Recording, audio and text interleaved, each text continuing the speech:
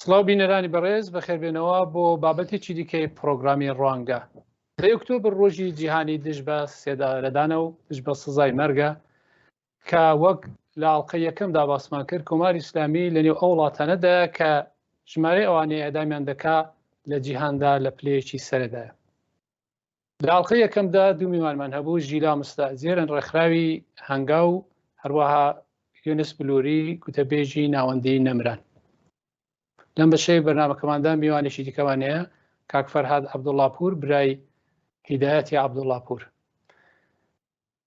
نەران ئاگادار دەکەین کە ئەم پرۆگرامە لە ڕێگای سکایپەوە تۆمار دەکرێت و دەشتوان ڕۆژی چوارشەممە لە ڕێگای ڕادیۆەوە 2:30 لە بەیانی بە کاتی واشنگتن و 5:30 ئێوارێ بە کاتی هەولێر گوێبیسی بن.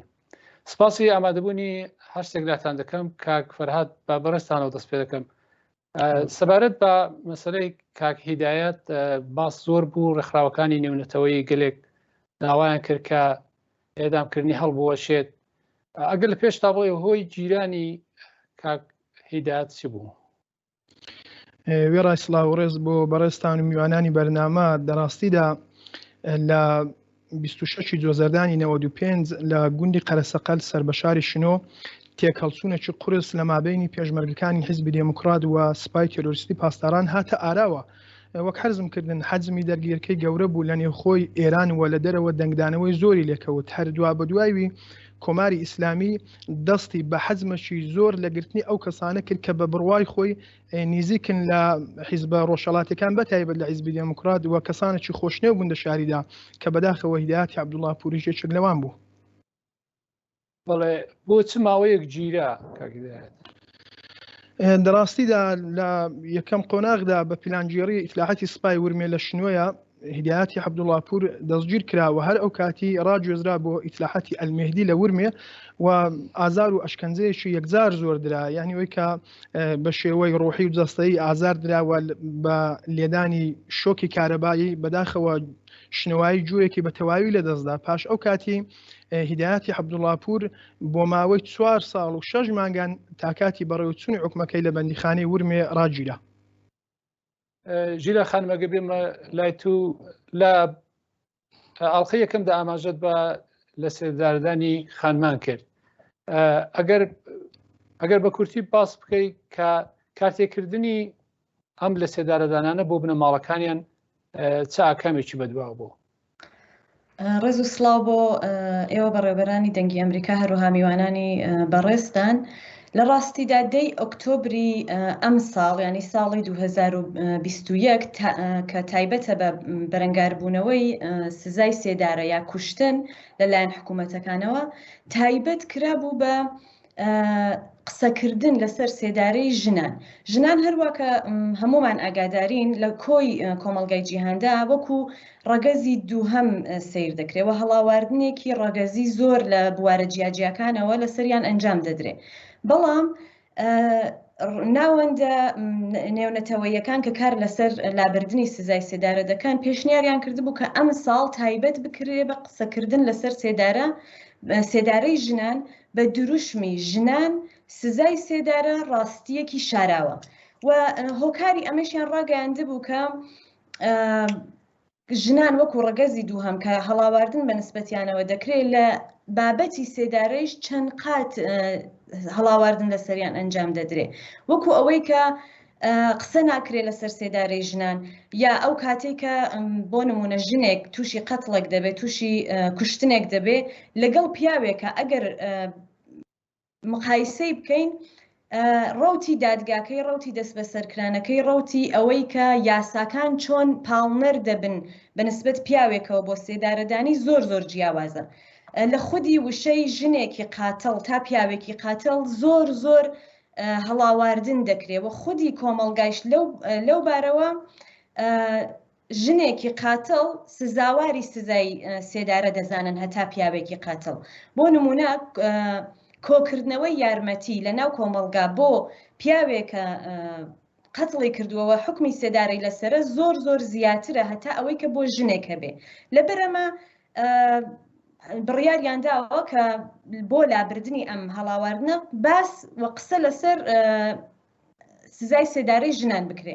ئەگەر ئیجازەم بدەن ئامارێکی لەسەر سزای سێدارەی ژنان کە هەم ناوەندی ئێمە هەم ناوەندە پەیوەندیدارەکان وەکو ئەحزابی سیاسی ئۆپۆزیسیۆنی حکوومەتی ئێران و هەروەها کتێبی کوشتارە بیپایانی ئاغای بەڕێز جەوادی دانشپەژوه ئەنجامی داوە تا ئێستا لە سەرەتای هاتنە سەرکاری حکوومەتی جمهوری ئیسلامی هەتا ئێستا 118 ژن بە ژنی کورد بە هۆکاری سیاسی لە سێدارە دراون. ئەمە پێم وا بە کاکی یونسی بلووری زۆر باشتر ئاگادارە بەهۆی کاری ناوەندەکانەوە. زۆربەی ئەم سێدارانە لە دەهەی 60 ئەنجامی گرتووە و تقریبا لە دوودەیەی ڕابردووە تەنها یەک ژن ئەویش خانمی شیرین ئەلەمهولی بوو کە بە هۆکاری سیاسی لە سێدارە درا. بەڵام جگەی داخە بەڕاستی ئێستا شەر سێدارە لە کوردستان لە تەواوی ئێران هەر بەردەوامە. بۆ نمونە ئێستا لە زیندانی ژنانی ئورومیە 112 ژن حکمی سێدارەیان لەسرە بە تۆمەتی ئەنجامدانی کوشتنی بە ئەنقەست و یەکێکیان کە پێشتریش زۆر ناوەندە هەواڵیەکان باسییان لەسەر کرد خانمی محەبەتی مەحمودی بوو کە خۆی بەڕاستی چیرۆکێکی زۆر دووری درێژی هەیە. بەڵام من دەتوانم ئاماژە بکەم کە 20 ساڵە ئەم خانمە حکمی سێدارەی لەسرە لە ناو بەندیخانەیە و بۆ ئەوەی کە بڕەپارەیەک بدرێ بە بنەماڵەی کوژراوەکە هێشتا کێشەکەی چارەسەر نەبووە. بۆیە هەر ئەم مەوزوعە بەڕاستی کاریگەریەکی زۆر زۆر نەگەتیوی لەسەر منداڵەکانیان دانا کە ئەگەر ئیزن هەبێ لە کاتی داهاتوودا حتمەن باس لە کاریگەریەکان دەکەم. کاگوێنس لە ئاڵلقەی پێشودا ئاماژت پێ کرد کە ئێوە خەریکن ئەو بەڵگانە کۆ دەکەنەوە کە بە تایبەتی بە کۆمەڵ لە سێدارە درابن. ئاماژەتان بە حەفدە چیژ و لاوی سەقزی کرد. ئایا بێجگە لەوانە بەڵگەی دیکەتان هەیە کە لە دوای هاتنە سەرکاری کۆماری ئیسلامی بە کۆمەڵ ئێدام کرابن؟ بەڵێ منی سلااو ڕێزم هەیە بۆ بینەرانتان و سلااو ڕێز بۆ میوانان، سلااو ڕێز لە گیانی پاچی نەمر هیدایەتی عەبدوڵڵا پور و سەری ڕێز و خۆشەویستی بۆ کاک فەرهاد برای کاک هیدایەت و بنەماڵەیدا دەنوێنم. بەنسبەت ئەعدامە بە کۆمەڵەکان بەڵێ ئێمە تا ئێستا بەڵگەی 47 ئیعدامی بە کۆمەڵمان کۆ کردوێت، یعنی 47 مەورد ئیعدامی بە کۆمەڵ. لەو 47 مەوردە ئیعدامی بە کۆمەڵە ڕێژەکەیان دەگاتە 487 کەس. بەڵام ئەو 47 مەوردە ئێمە کار لەسەر چەندین مەوردی دیکەش دەکەین بە حکمێکە بە تەواوی بەڵگەکانمان نەکەوتوتە دەست و بە تەواوی نەمانتوانێ و پشڕاستی بکەینەوە. بۆیە بە ئەرخانەوە ئەو ئامارەی 47 فەقەرە لە ئیعدامی بە کۆمەڵ کاتێک کە باز ئیعدامی بە کۆمەڵ دەکەین لە 4 کەسەوە بۆ سەری هەتا ئێستا لە لیستەکانی ئێمەدا گونجاوە. هەرچەند ئێمە پێمان وایە ئەگەر 2 کەسیش بەیەکەوەی ئەعدام کرابن هەر ئیعدامی بە کۆمەڵن. ڕێژەی ئەو ئیعدامە بە کۆمەڵانە جۆرا و جۆرە لە 4 کەسەوە بگرە کە زیاترین ڕێژەیان لە مانگی 3362 لە مەهاباد کە 59 لاوی ئەو شارە بەبێ تاوان بەبێ دادگایی بەبێ هیچ نەوعە دیفاعکردنێک لە خۆیان ئیعدام کرا. کاک فەرهاد ئەگەر بۆ بینەران نا باس بکەیت داخوا کاک هیدایەت پارێزەری هەبوو وەکیلی هەبوو؟ دەڕاستەکەیدا ئەمە هەموو لاکمان دەزانین کە شاکی سەر کەیسەکەی هیدایەتی عەبدوڵڵا پور سپای پاسداران بوو. سپای پاسداران پاش ئەو شکستەی کە لەباری تەبلیغی و لەباری نظامیەوە لە دەرگیریەکە و تێکەڵچوونەکەی قەرەسەقەل خواردی تەواوی هەوڵ و سعیکەی ئەوە بوو کە کارێک بکە سەختترین حکم بۆ چاوترسێنکردنی خەڵک بەسەر هیدایەتی عەبدوڵڵا پوردا بسەپێ. بۆیە لە مەرحەلەی دواییدا کەیسی هیدایەتی بە شەخسی کرد. زۆر کەس لە پارێزەرەکان نەیان دەتوانی کە کەیسی هیدایەتی عەبدوڵڵا پور بەهۆی هەڕەشە و گوشارەکانی سپای تێرۆریستی پاسداران بگرنە ئەستۆ لە حاڵەتی ئەوەڵدا کە بۆ یەکەم جار لە زیندانی ناوەندی ورمێ ڕاستەوخۆ بە هیدایەتی عەبدوڵڵا پور ڕاگەیەندرا کە حکمی ئیعدامت بەسەردا سەپاوە بە ئیتهامی بەغی. دیارە ئەو کاتی هیدایەتی عەبدوڵڵا پور ئیحترازی کرد و لە دیوانی حالی کشوەر حکومەکەی نەقزی خوارد کە دەدواییدا گەڕاوە کۆماری ئیسلامی دیسان لە ورمێ لە دادگایەکی فەرمایشی کە بەنێوی قوزاد یعنی جەمی قازەکان خڕبوونەوە دیسانیش بە بێبوونی پارێزەر دادگایی هیدایەتی عەبدوڵڵا پوری بەڕێوە بردەوە. دەڕاستیدا وەک حەرزم کردن ئەو وەکیلانە ئەو پارێزەرانش کە توانیان دۆسیەی هیدایەتی عەبدوڵڵا پور وەستۆی خۆیان بگرن کەسانێکی حقوق حقوق بەشەری بوون وەک بەڕێز کاک عوسمانی موزەیەن، کاک حوسێنی ئەحمەدی نیاز و کاک مازیاری تاتایی سەرەڕای تەواوی هەوڵی کە دایان ئەمە بخۆمان شاهید بوون کە هەرجارەی بە شێوەیەک لە شێوەکان بە شێوەی ڕاستەخۆ ناڕاستەخۆ هەڕەشیان لێ دەکرا. بۆیە بە تەواوی هەوڵیان ئەوە بوو کە دەنجی بێگوناحی هیدایەتی عەبدوڵڵاپور بەرز بکەنەوە. بەڵام بەداخەوە ئەمە لە شۆنە قسە دەکەین کە حکوومەت بەسەر یاسادا زاڵە و سپای پاسداران تەواوی جمگەکانی دەسەڵاتی گرتوۆتە دەست. بۆیە بەو هۆکارەوە بەداخەوە دەنجی بێگوناحی و مەزلومیەتی هیدایەتی عەبدوڵڵاپور لەلایەن پارێزەرەکانیەوە وەک پێویست بەرز نەکراوە و جۆر لێرانە گیرا. کاک فەرهاد، کاک هیدایەت خۆی خەڵکی قەرەسەقەل بوو؟ لە دایک بووی قەرەسەقەل بوو، بەڵام دانیشتوو شاری شنۆ بوو. باشە، ئەو ڕۆژێکە ئەو تێکەڵچوونە ڕوویداوە کاک هیدایەت لەوێ بۆ لە گوندەکەی بۆ؟ نەخێر، هیدایەتی عەبدوڵڵاپور ینی ئەو کاتی ئیمزا کۆکراوە لە مەعەلەی باڵغ بە چەند سەد ئیمزا کە هیدایەتی عەبدوڵڵاپور لە پیشەی سەنعەتکاری هەبوو لە دوکانی خۆی لە حاڵی کارکردندا بووە. بەڵام وەک حەرزم کردن سپای پاسداران بە دوای وەی دەگەڕا کە بە جوورێک لە جوورەکان بە گوندی قەرەسەقەل خەڵکی شنۆ بەتایبەت ڕۆژهەڵاتی کوردستان چاوترسێن بکە. هەر بۆیە سەختترین و بێڕحمانەترین حکمی لە بەرابەر هیدایەتی عەبدوڵڵاپوردا دەنەزەر گردووە بە ئیجرای دەرێنا. زۆر باشە، دێمە وڵات کاک فەرهاد کە کارتێکردنێکی لەسەر بنەماڵەیەوە هەبوو. ژیلا خانم، تۆ دەتەویست ئاماژە بکەیت کە ئێدامکردنی ئەو خانمانە لەسەر بنەماڵەکانیان کارتێکردنێکی هەبوو؟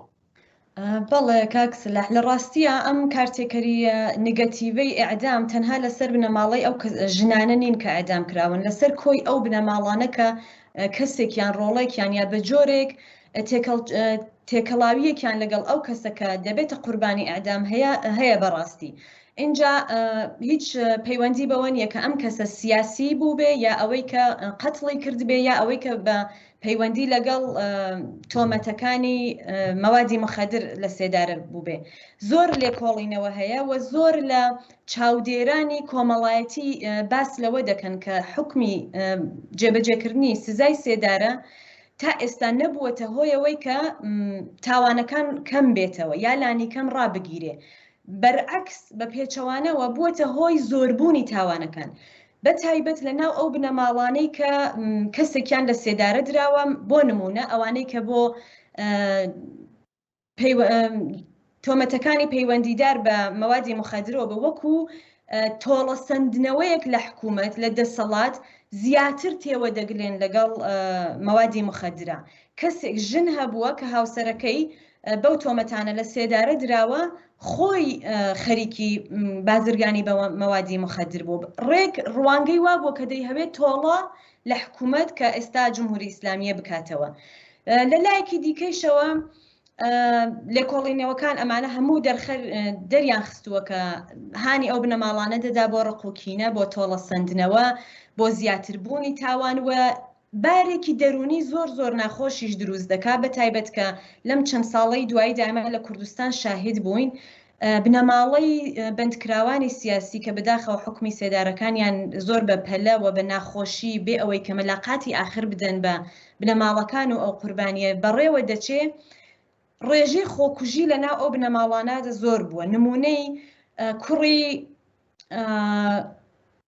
کاک مستەفا کە پارەکە لە سەقز حکومی سێدارەکەی بەڕێوەچوو، ئەوەی کە لە زیندانی سەقز هەڵاتن و دواتر کوڕێکی گەنجی 18 ساڵەی هەبوو کە دواتر هەوڵی خۆکوژی داوە. پێشتر لە ڕەوتی دادگاییکردن و بەندکردنی خودی باوکیا چەند جار هەوڵی خۆکوشتنی دابوو.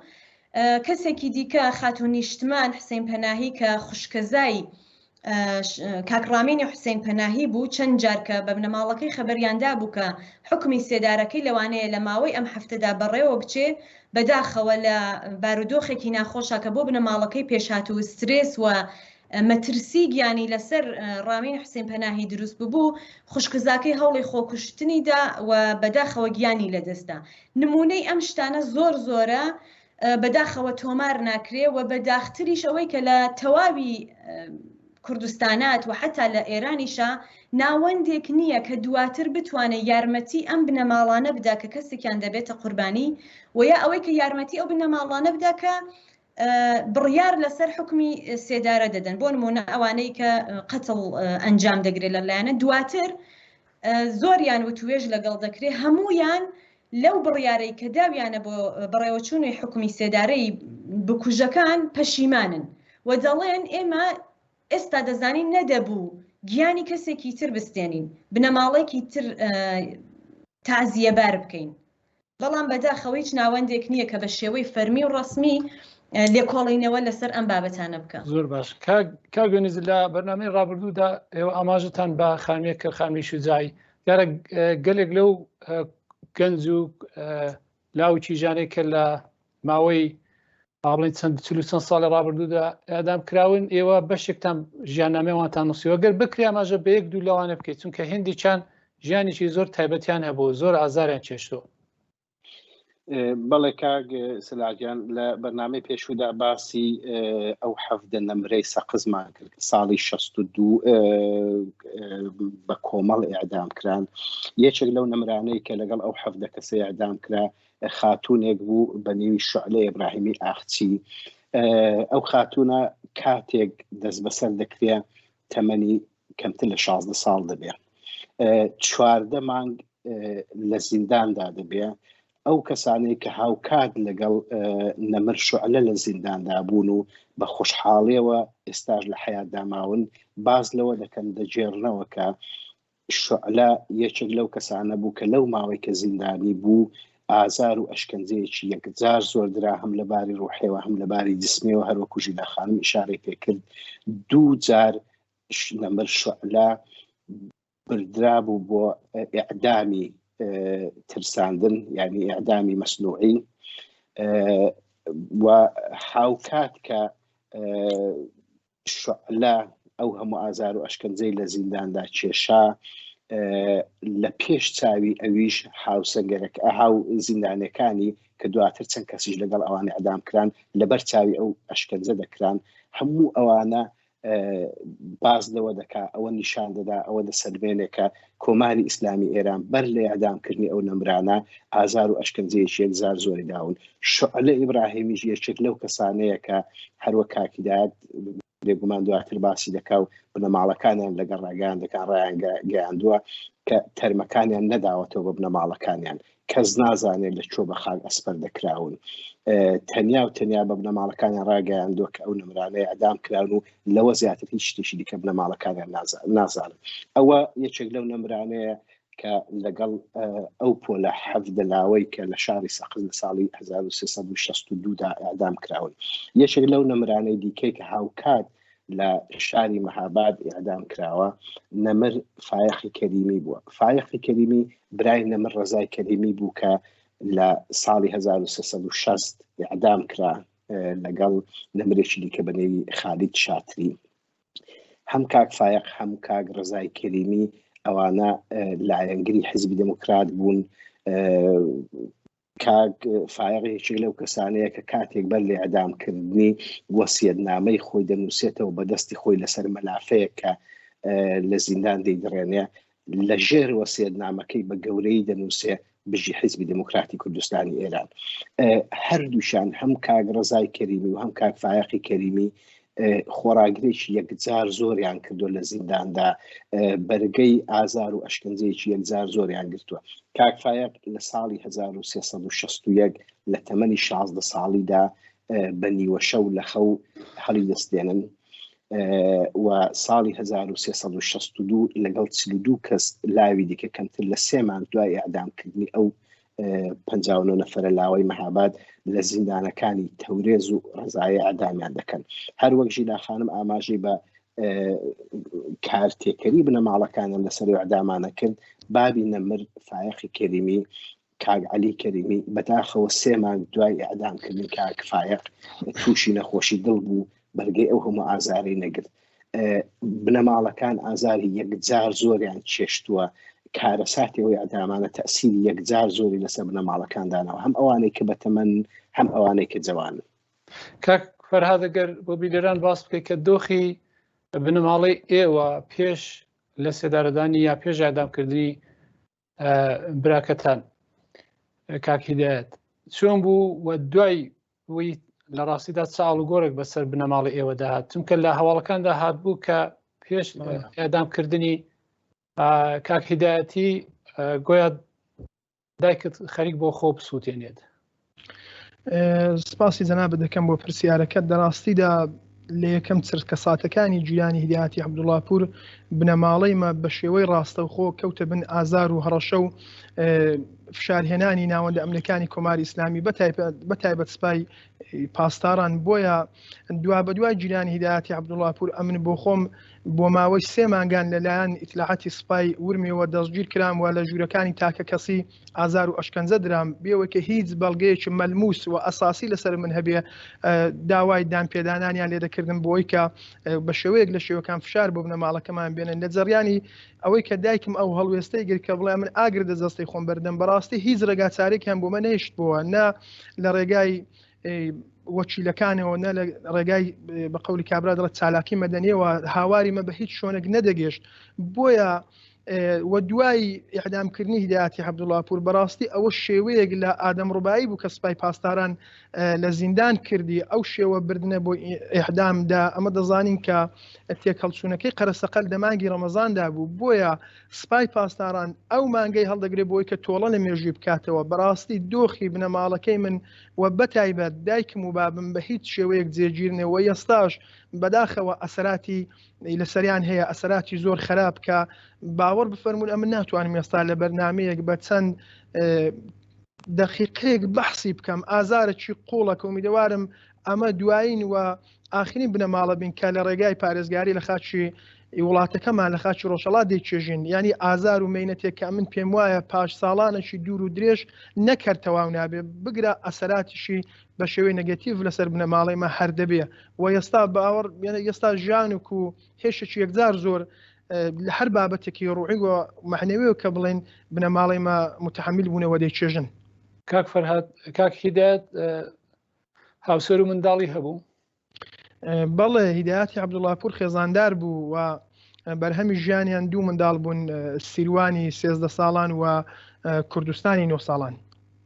بەڵێ دێمە وڵات. کاک ژیرە خانم، لە ئاڵلقەیەکمدا ئاماژەت بە لە سێدارەدانی بەگشتی ئەوانەی کە لە کوردستانی ئێراندا ئەدام کراون، ئایا لە کام بەشی کوردستاندا بە تایبەت یا لە کام شارەکاندا بە تایبەت ئێدامکردن زۆر بوو؟ ڕاستە کاک سەلاح، ئەگەر ئیجازە بدەن من شتێک ئیزافە بکەم لەسەر قسەکانی کاک یۆنس و کاک فەرهاد. ڕاستیەکەی کاریگەریەکی زۆر درێژخایەنتر ئەوەیە کە ئەو کەسانەی لە سێدارە دەدرێن بە تایبەت ئەوانەی کە سیاسین، ئەوەیە کە جمهوری ئیسلامی خۆی بە مەسئول نازانێ تەرمی ئەم لە سێدارە دراوانە بداتەوە بە بنەماڵەکانیان هەتا لە باری ڕۆحی و دەرونیەوە سوکناییەکیان بۆ بێ. هەندێک لەم بنەماڵانە هێشتا دڵنیانین کە ڕۆڵەکان لە سێدارە دراوە.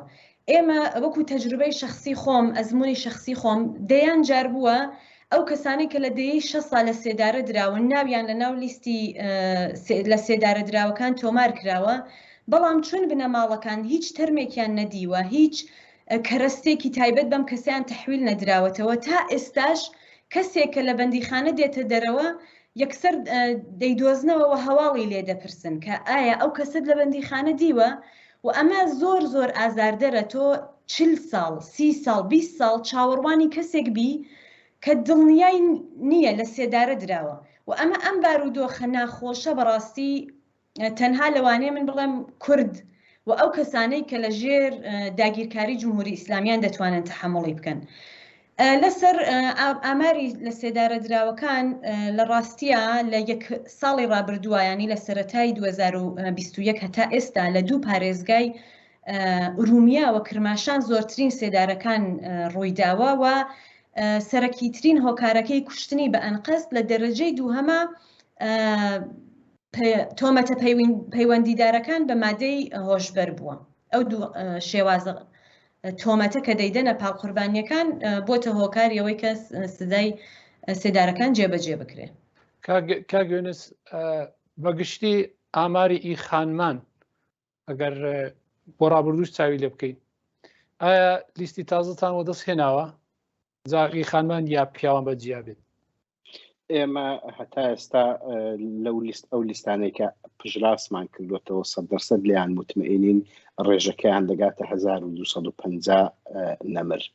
لەو 1250 نەمرە ئێمە لیستی 128 ژنمان هەیە، بەڵام لەو لیستی 128 ژنە ئەعدام کراوە ئێمە توانیمانە تا ئێستا بە ئەرخەیانیەوە 80 دانە لەو نەمرانە پژراس بکەینەوە.